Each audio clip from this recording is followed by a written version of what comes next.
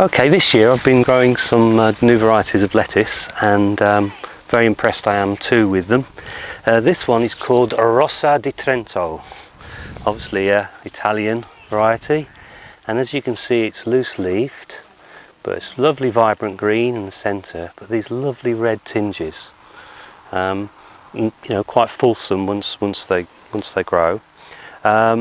Quite bolting resistance as well. We've had really dry weather this summer. Haven't watered them that much, but they've come out lovely without bolting. Of course, with some lettuces, you know, if you don't keep them moist over the summer, they will bolt fairly quickly. So that's a lovely variety, and you know, we've grown it to eat, obviously, but quite ornamental too. If you wanted to create an ornamental garden with lettuce as well. The other thing you can do, obviously, is these cut and come again lettuces. You can buy mixed varieties, put them there, and then just cut them as and when. And in the pot there, I've got different varieties. Gives a nice sort of visual display, as well as cut and come again crops for your salad bowl.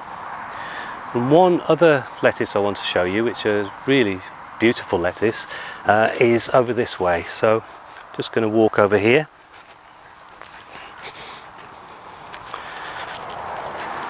This little beauty is called Moon Red. Absolutely beautiful. If you can look inside, it's got sort of green tinges at the bottom, and then it develops into this beautiful red, dark red leafed lettuce. It's a romaine, so it's quite good in terms of not bolting, and there's quite a dense centre as well.